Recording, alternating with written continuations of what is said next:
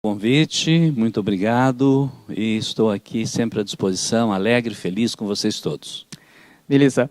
Gente, a partir de agora você já pode mandar as perguntas, sugestões, participar com a gente aí na live, pode deixar o seu comentário aí embaixo, tá bom? A gente vai estar lendo aqui durante a nossa live, para também, na medida do possível, o professor responder e trazer informações para a gente, tá bom? Vamos falar de economia, eu vou trazer aqui alguns dados, professor, cenário geral do Brasil, para a gente discutindo e o senhor explicar melhor até esses dados para quem está assistindo em casa, tá bom? Um relatório do Banco Central, no início desse mês, está prevendo aí uma queda do PIB aqui no Brasil em mais de 100%, mais de 6% para esse ano, 6,25%, né? E eu peguei aqui alguns dados também do CAGED, que é o Cadastro Geral de Empregados e Desempregados, né? O último relatório é do mês de abril. Peguei um dado aqui do Brasil, tá? Só no mês de abril nós tivemos aí 598.596 admissões, contra 1.459.099 desligamentos. Então nós ficamos com um saldo negativo de 860.530 postos de trabalho perdido no Brasil no mês de abril. Nós não temos ainda esse relatório do mês de maio. Professor, com base nessas informações, no que o senhor tem do dia a dia, qual que foi o impacto, nessa pergunta X da nossa live, qual foi o impacto real na economia por conta do coronavírus e se dá para medir o tamanho desse impacto? Boa noite, professor. Olha, vamos lá então. Na verdade, é quase que impossível medir esse impacto. Mas o que os dados estão mostrando é o seguinte, primeiro é preciso entender ao pessoal um pouco mais leigo o que é PIB. PIB é a soma de todas as riquezas. Então, se nesse momento nós estamos passando por uma crise problemática financeira, então, na verdade, é claro que o PIB vai estar abaixo do esperado. Mas nós estamos sofrendo isso há alguns anos. Nós já estamos passando isso nos últimos 3 anos para um PIB decrescente. Então, na verdade, o coronavírus, ele alterou muito o PIB, ele decaiu o PIB, mas com essas ajudas que o governo tem feito alguma coisa, né, as pessoas têm sobrevivido a tudo isso. Por quê? Caso não houvesse isso, nós estaríamos numa situação bem pior, né? Quanto ao desligamento e ao desemprego, nós tivemos então 500 mil para 1.400.000, né? Na verdade, o que aconteceu? Deve ser somado aí grupos de pessoas que foram demitidos para receber a ajuda do governo, que a própria empresa fez isso. Então está somado isso. Então nós tivemos mais ou menos, eu acho, um aumento de uns 30%, 40% na real. Mas o que temos que entender, na verdade, é que é muito complicado passar um período como esse sem que a economia não sofra. Então a economia nada mais é do que movimentação, é o consumo, é a circulação, é o trabalho. E nesse momento nós não temos isso. Então é bom que entenda o seguinte, esse coronavírus que está aí, ele trouxe uma influência muito, e que nós teremos dificuldade durante algum tempo para vencer tudo isso. Certo. Ô professor, falando de alguns recursos aí que eles foram criados para estar tentando superar um pouquinho desse momento, que nem o auxílio emergencial, que são os 3 saques aí que varia de R$600 a R$1.200, né, dependendo aí da família. Lembrando que é para a pessoa que trabalha informalmente, autônomo e também quem é MEI, né? E agora estendeu mais 2 parcelas de R$300. Também tem alguns programas de créditos para empresas, né, criados através do SEBRAE, parcerias com a prefeitura e o governo do estado, né? E agora, nesse mês, a gente tem o auxílio do FGTS, né? O pessoal vai poder estar utilizando o FGTS das contas ativas e inativas, que é no valor de um salário mínimo. Com base nisso, professor, esses 3 elementos que eu acabei de citar, eles são suficientes para as pessoas que precisam desse dinheiro, ou é mais algo emergencial? Como é que o senhor vê esses recursos criados? Olha, quanto a esses recursos, na verdade, o que nós temos aí é apenas uma ajuda. Primeiro eu gostaria de mostrar para todos que estão nos assistindo aqui o que é, na verdade, economia, tá? Eu vou sair daqui, vou a Álvares Machado, quando chego a Álvares Machado, eu chego lá e pego para uma pessoa que eu vou ficar no hotel porque eu sou vendedor de sapatos.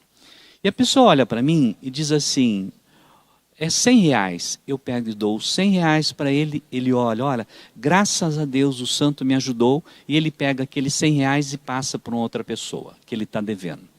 Essa pessoa que recebeu, passa para um terceiro. Essa pessoa que recebeu, passa para um quarto. E esse quarto, ele olhou e disse assim, eu estou devendo R$100 no hotel, e eu quero agora, vou lá pagar. Ele vai e devolve a nota de R$100 para o hotel. 6 horas da tarde, eu não consigo vender um par de sapato, eu chego no hotel, olha, como eu não usei, não fiz nada, você me devolve? Ele me devolve os R$100 e eu venho embora para Presidente Prudente. Esses R$100, o que ele fez? Ele circulou em todos, pagou todas as dívidas e ninguém perdeu. Você entendeu? Então, onde está o segredo da economia? Está, então, fazerem circular a moeda. O que o governo está fazendo? O governo está fazendo, liberando o seu fundo de garantia, porque ele precisa que você circule essa moeda, que você faça um consumo, que ele arrecade também. Aqui eu tenho um conselho a dar. Se não precisa, não saque o fundo de garantia, porque o fundo de garantia hoje, ele está rendendo mais do que a poupança. E é por isso que o governo está devolvendo para a gente. Na verdade, quando ele dá esse auxílio emergencial, ele está socorrendo pessoas que estão praticamente sem saída. Então isso é muito importante. Só que a gente tem que entender que nesse momento o Brasil já não vinha bem. Daqui a pouco essa conta vai ficar cara. Mas como nós precisamos, é interessante. Então isso é apenas uma emergência. Isso não deve ficar como sendo ordem durante todo o tempo. Eu quero mostrar para todos então que todos esses saques, tudo isso, no futuro nós vamos ter que devolver. Tá certo. Agora a gente vai falar aqui, professor, de Presidente Prudente, né? A gente trouxe a economia de uma forma geral. Para você que está acompanhando aí a nossa live, já agradeço pela participação. O pessoal já começa a deixar suas perguntas, seus comentários, porque agora a gente vai focar aqui para Presidente Prudente toda a nossa região. Professor, eu trouxe alguns dados aqui. Vamos falar um pouquinho sobre a questão do comércio específico, digamos assim. No dia 23 de março, nós tivemos o primeiro decreto municipal que fechou de vez o comércio, apenas os comércios essenciais que ficaram abertos, né?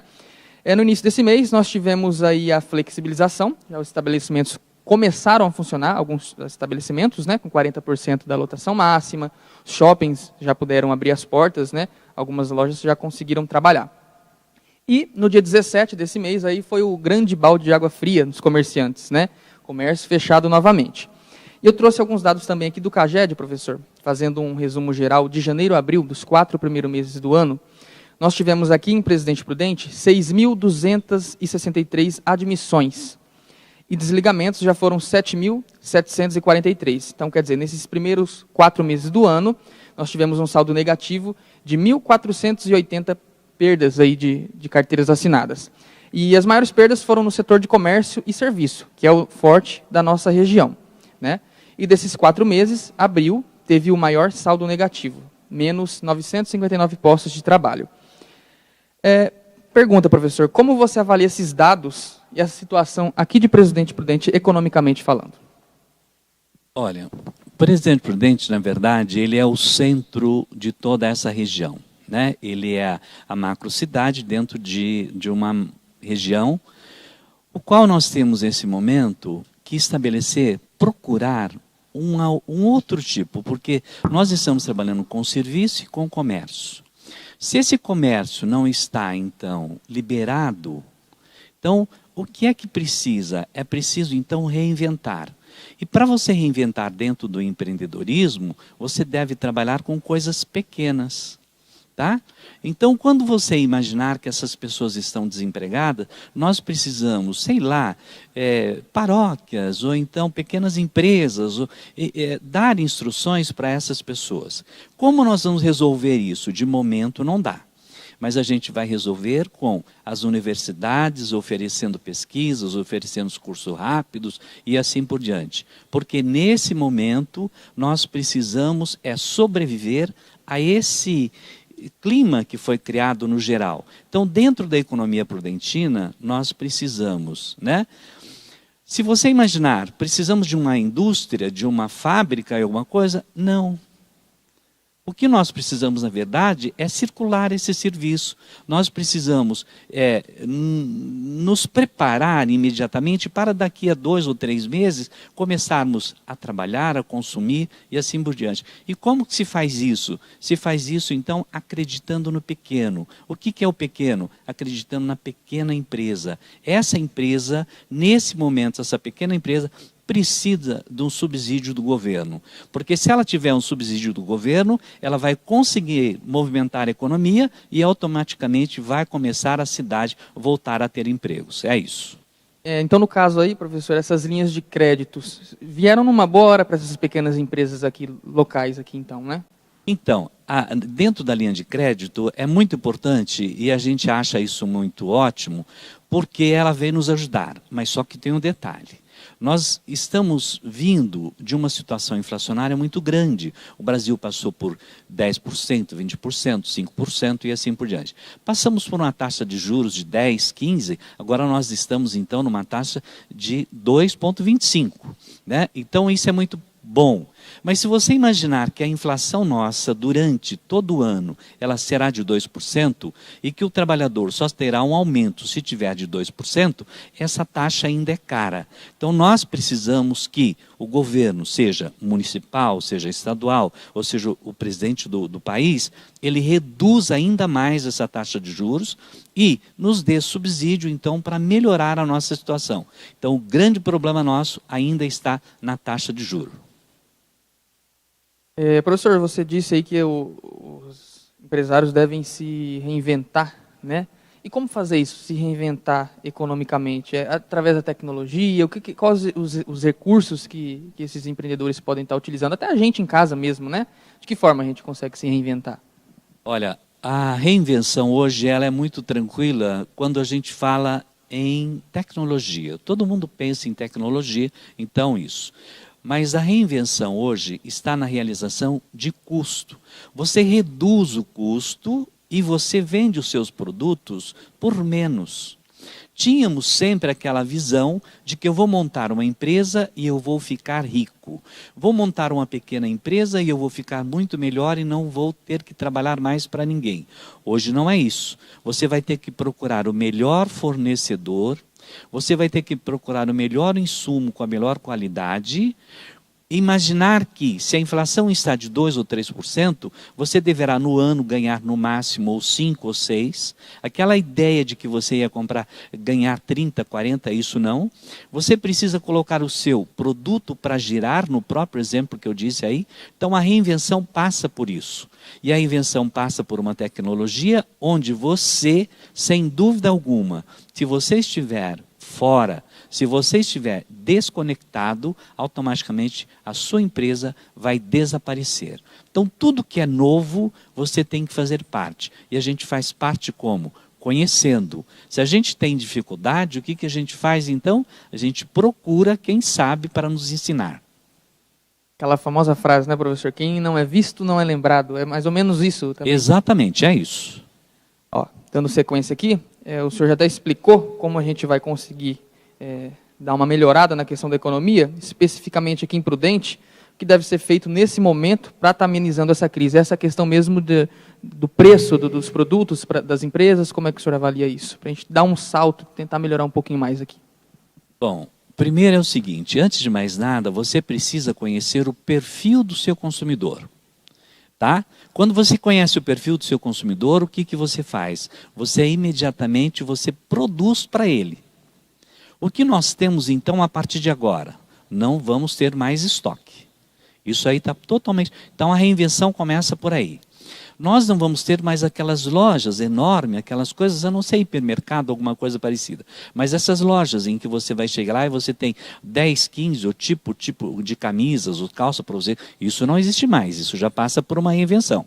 Então, você tem que trabalhar com o seu cliente. Ah, mas se eu quiser conseguir um outro, o que eu vou fazer? Vou ter que produzir e chamar aquele outro. Então, esse é um processo de reinvenção. Então, o que nós precisamos hoje é melhorar a nossa qualidade e reduzir o nosso custo. Essa reinvenção passa por aí. E tudo aquilo que é novo, você tem que fazer parte do novo. Mesmo você sendo velho ou alguma coisa parecida, não sei, você tem que aderir àquilo que é novo no dia de hoje. Professor, até puxando o exemplo pessoal aqui, conheço alguns colegas de trabalho que foram comprar bicicletas nesse período. Esse pessoal está vendendo bastante por conta da pandemia, só que não tem em estoque. Uma indústria de Manaus também não está produzindo porque ficou fechado. Isso é um efeito dominó, né? Se a fábrica é de lá e o produto vem para cá para ser vendido e a pessoa não tem esse produto em estoque, lá está fechado, então todo esse caminho foi afetado por conta da pandemia, né? Olha, todo o caminho da produção teve esse problema. Quando, na verdade, agora ele terá uma dificuldade para encontrar a bicicleta. Daqui a 2 meses, 3 meses, ele também terá uma dificuldade. Mas aquela produção em abundância, nós não vamos ter mais. Nós temos que nos adaptar, né? Então, as empresas também estão passando por esse processo de adaptação. Por quê? Nós estamos parados, nós estamos, então, trabalhando em casa, existe mais um tempo. Então, existe essa demanda pela bicicleta. Mas essa é uma demanda fictícia, ela não é real. Tá? Então, é por isso que, no bloco anterior, eu disse para você o seguinte: você tem que conhecer o seu cliente, você tem que saber o perfil dele para saber o que ele vai consumir. E consumir não é consumir agora, é consumir sempre, porque aí eu fico sólido no mercado. Certo. Professor, quando nós vamos recuperar a economia? Tem uma projeção para que isso aconteça? Essa é a pergunta que vale 1 milhão. Essa é a pergunta que vale 1 milhão. Na verdade, o que nós temos, na verdade, é que acreditar e ser otimista. Isso é muito importante, né? O que nós precisamos nesse momento é alguém chegar e falar: ó, encontramos uma vacina, encontramos isso e alguma coisa. Se isso acontecer, eu dou um prazo mais ou menos de 1 ano, 2 anos. Se isso ainda perdurar por muito tempo, nós vamos ter dificuldade. Mas a palavra mágica é a reinvenção. Você faz uma série de coisas na sua casa. Imagine você o quanto nós já aprendemos com essa pandemia dentro de casa. Aprendemos muito. Então, aprendemos coisas boas e coisas não tão boas. Essas que não são tão boas, vamos esquecer. Então, eu acredito que dentro de 1 ano tudo será esquecido e a gente vai recuperando aos poucos. Tá certo. E dá para gerar emprego em plena pandemia, professor? Tá sim. Nós estamos aí passando por alguns problemas de emprego, alguma coisa, mas nós temos empresas ainda, porque você sabe como que é, não é o picareta, é o investidor. O que ele faz? Nesse período em que nós estamos em crise, é na crise que você sobressai. É a filosofia chinesa. Nós estamos em crise, então nós vamos criar dinheiro. Então, para gerar emprego, o que nós temos que fazer?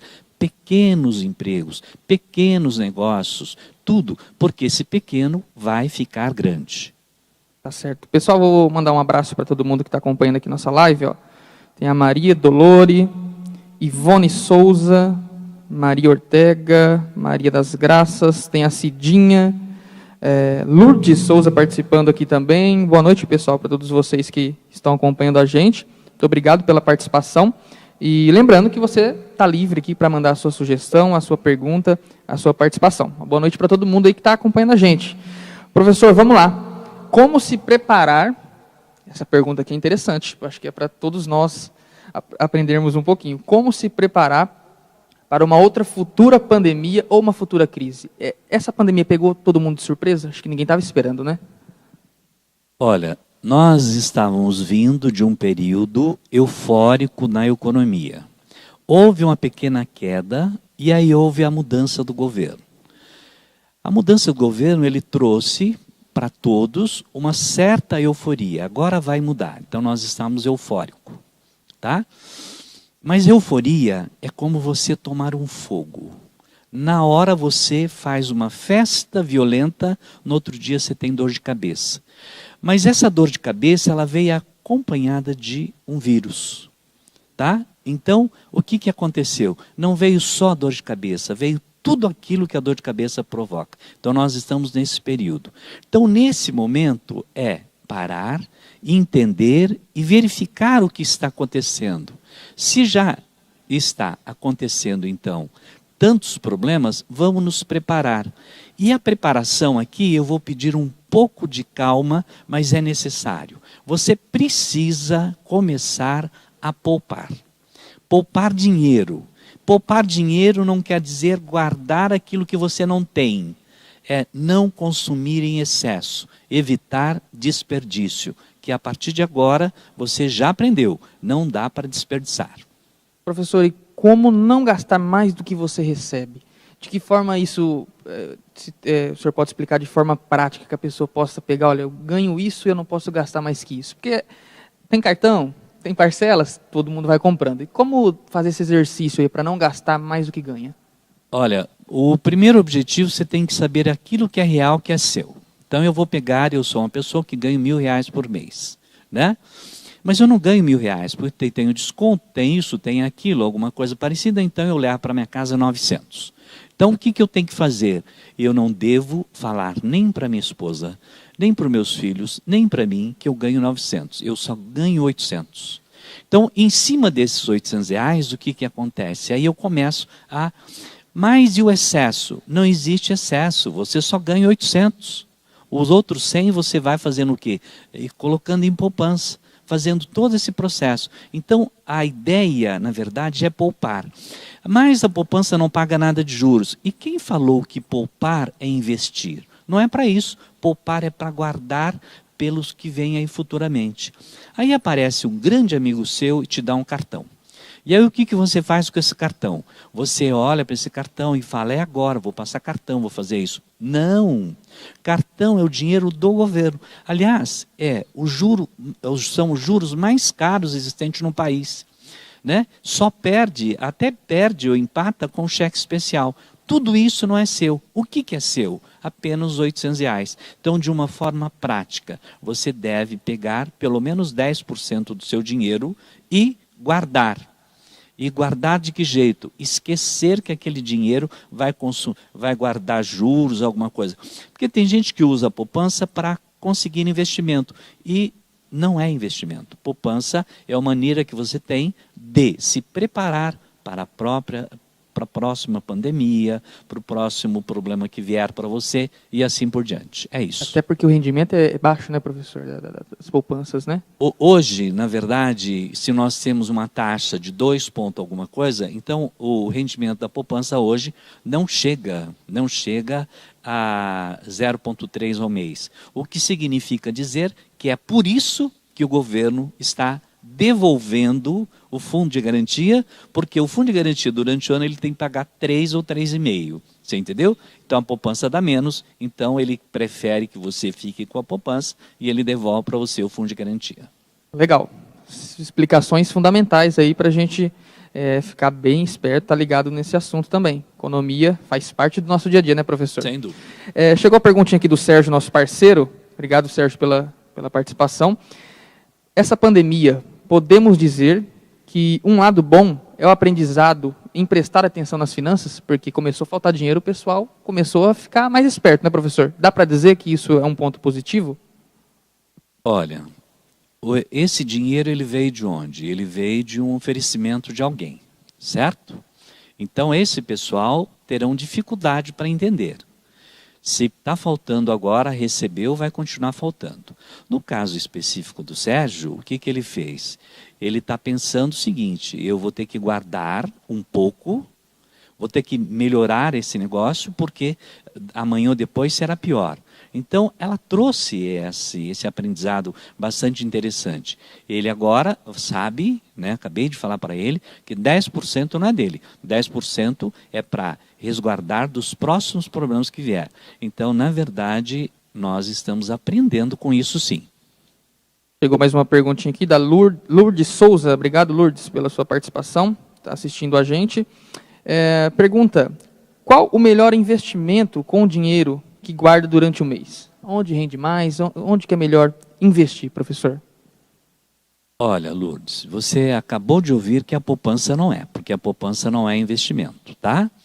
Olha, Quando você tem um pouco de dinheiro, você vai fazer o seguinte: existe hoje algumas coisas, alguns títulos que você compra do governo e que a gente chama então, né, de título direto, de tesouro direto, de tesouro Selic, né? Então eu vou te dar duas coisas: é tesouro direto, tesouro Selic, né?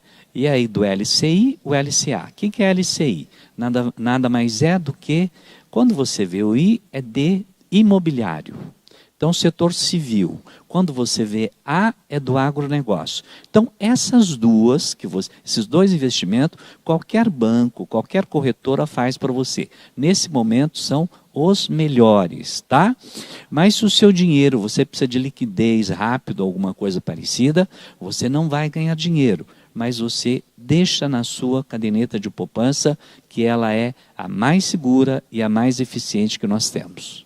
Professor, tem alguma plataforma, ferramenta que o pessoal consiga utilizar em casa ou até mesmo no celular, que ele consegue organizar as suas contas, acompanhar a questão do investimento? De que forma prática? Existe algo nesse sentido que pode auxiliar a pessoa a estar prestando atenção nessa questão da economia? Olha, para não dar nome à plataforma, alguma coisa parecida, você simplesmente vai ao teu celular, alguma coisa, e vai lá, planilha de controle, tá? Planilha de controle. Se você quiser, você pode acessar. Eu sou professor numa universidade, e lá na universidade eu tenho uma tabela dessa, você pode acessar procurando pelo meu nome. E ali eu tenho tudo que você tem de receita e tudo que você tem de despesa. E vai mostrar o que sobra embaixo. E aí eu estou melhorando essa planilha, dizendo o seguinte: por que não sobrou tanto? E aí vai te dar a conclusão, tá ok? Mas isso você encontra hoje em qualquer que seja internet e assim por diante.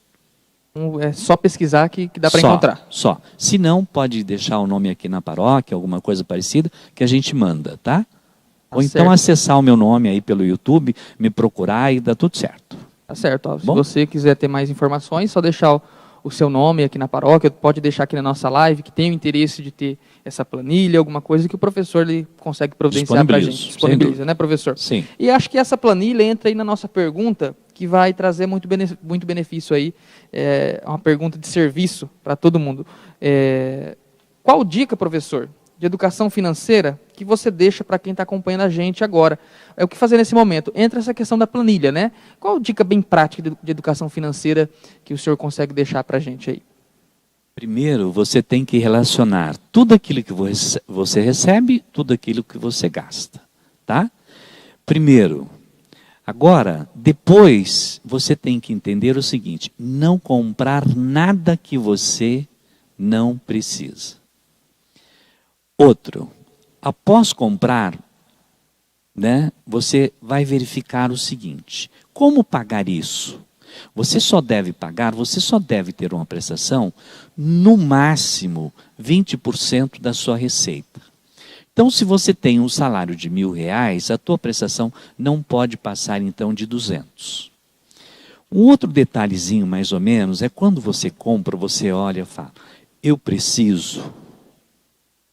Dá para esperar algum tempo? Como é que eu posso comprar isso? E aí você tira as suas conclusões. Então, a educação financeira, ela tem que estar dentro da sua casa, desde o pequeno até o adulto, dizendo sempre o seguinte: comprar só o necessário e comprar só quando eu tenho dinheiro. Nada mais do que isso. Isso já é o suficiente para começar a ter essa noção mesmo do que é ter educação financeira, né? Exato, e a educação financeira, ela deixa bem claro que poupar não é a mesma coisa que investir. Investir é uma coisa, poupar é outra. Você pode investir, mas você tem que ter poupança. Não sei se eu estou sendo claro para vocês. Você quer comprar, fazer um investimento, alguma coisa, então você faz o investimento. Só que você não pode esquecer que você deve ter uma poupança. Tá? Certo. Professor, até uma pergunta minha. A educação financeira, tinha que ter uma matéria dessa desde a pré-escola, desde o ensino fundamental, já para as crianças, adolescentes, já irem se familiarizando com esse assunto, saber o que é guardar, saber o que é economia? Olha, hoje eu venho trabalhando, né, há alguns anos com a educação financeira, esse negócio todinho, eu posso dizer para vocês, as escolas já estão entrando nesse ritmo, né? Já estão entrando nesse ritmo. Mas a educação financeira tem que vir lá do prezinho. Você pegar, então, uma criança, levar, dar um dinheirinho para ele, mesmo que fictício, alguma coisa, e ele vai ao supermercado e ele percebe que ele queria comprar uma barra de chocolate que custa, então, R$2, mas ele só tem 50. Então, aquele chocolate não dá. Então, por que não dá? Porque ele não tem dinheiro, então ele não pode comprar. E aí ele vai fixando, e assim por diante. Né? Então precisa sim, e as escolas vêm fazendo isso, as universidades também vêm fazendo isso, e eu acredito que é um caminho para educar as pessoas. Mais uma pergunta, Angélica Cavalcante. Pergunta, vale a pena, no momento em que estamos vivendo, iniciar algum projeto empreendedor, ou melhor aguardar? Qual que é a opinião, professor? Olha, é o seguinte, você tem que medir as condições do seu dinheiro. Se você tem o dinheiro, que você não vai depender de nada, nem da venda e nem da compra, você é o interessante fazer sim. Mas nesse momento, já escrevi um dia num determinado jornal, então eu vou falar para vocês. Faça aquele efeito tartaruga, encolhe a sua cabeça nesse momento e deixe a bomba passar. Depois que a bomba passar, você põe a cabeça para fora. Então, alguém diz assim, é no momento ruim é que se faz crescer. Mas esse momento ainda, nesses 2 próximos meses, ele não é ruim, ele é péssimo. Então espera um pouquinho, esse investimento que você esperou até agora, espera mais um pouquinho, dentro de 2 ou 3 meses, você pode perguntar para mim alguma coisa que eu digo agora sim ou agora não. Bom esse tempo para ter uma perspectiva, né, professor, do que vai acontecer, porque ainda não tem nada certo sobre isso, né? Você sabe por quê? Porque, na verdade, nós estamos contando só com o planejamento dos órgãos públicos. Na verdade, nós temos esse período para fazer o nosso planejamento. Será? É só olhar para você. Internamente você fala, eu fiz o meu planejamento ou eu estou tocando? Quantas pessoas não fez planejamento algum, só está esperando a ajuda do governo? Quantos que tem, que poderia ter outras condições, também não está fazendo? Então, nesse momento, deixa a tempestade passar. Melhor que você tenha a fazer, né, professor? É. Bom, pessoal, então o professor deixou... Quem se interessar pela questão da planilha, alguma orientação, pode deixar o nome aqui na paróquia, comenta na live, a gente vai disponibilizar, o professor está respondendo, né, dando algum auxílio nesse sentido. Professor, eu já queria te agradecer pela participação na nossa live de hoje, que é um tema bastante, de repente para quem não entende é um pouquinho complicado, até para a gente que elabora as perguntas, que traz alguns dados, né? Nós falamos aqui com o professor Dr. Moisés Silva Martins, que trouxe aí algumas dicas, alguns esclarecimentos para a gente nesse momento que nós estamos vivendo em plena pandemia, questão da economia. Professor, então deixo aberto aqui para suas considerações finais da nossa live, das perguntas e para o pessoal que está em casa. Bom, primeiro eu quero agradecer pelo convite, né? Aqui encontrei vários colegas, vários ex-alunos e uma série de pessoas assim. E eu, com certeza, tem várias pessoas que estão nos assistindo aqui também, que também me conhecem alguma coisa. Eu estou sempre à disposição e quero falar para vocês o seguinte, essa tempestade vai passar, né? Ela vai passar, porque sempre que vem sempre, como diz, né, uma pessoa bem antiga, que já até faleceu, minha mãe, né? Ela falava o seguinte, sabe o quê? O dia só escurece até a meia-noite. Se nós estamos no escuro, a partir de agora só virá a claridade, tá? Boa noite a todos, eu agradeço o convite e sempre que precisar eu estou à disposição. E quem está nos assistindo pode procurar aqui a paróquia, que eles sabem onde me achar e eu estou sempre à disposição de vocês, tá bom? E vocês ficam com essa mensagem, né, para todos nós, que à noite, até meia-noite, é isso mesmo, professor? Depois começa a luz, né? Então, nesse momento difícil, tem que ter calma, que tudo vai passar. Antes de a gente estar encerrando a nossa live, nós vamos dar aqui um presentinho para o professor, por ter participado com a gente, com muito carinho, tá, professor? Aproveitando que nós entramos no inverno e pode vir chuva, pode vir o tempo frio aí. Então uma lembrancinha para o senhor, tá bom? Eu agradeço muito, né? Agradeço muito o presente, mas na verdade eu faço isso com o maior carinho. Não precisa se preocupar com nada comigo, não. Tá bom? Com todo o carinho da nossa equipe Conectados à Igreja, tá bom? Obrigado. Eu queria agradecer a todo mundo, pessoal. O pessoal está comentando, ó, excelente conhecimento do professor. A Idervana deixou esse comentário. Rosângela, foi uma aula hoje. Então, pessoal, acho que foi bem importante, né, essas explicações. A gente conseguiu tirar algumas dúvidas do pessoal. Bom, gente, por hoje é isso. Nós vamos encerrar nossa live por aqui. Agradeço a sua participação. Agradeço a todos que acompanhou a gente até o momento. E na próxima semana, nós vamos voltar com um novo tema para você, tá bom? Já compartilha o link dessa live aí nos grupos familiares, de amigos. De repente, a sua dúvida de hoje pode ser a dúvida de alguém aí também, tá bom? Então a gente fica por aqui. Até a próxima. Deus abençoe. Tchau, tchau. Boa noite.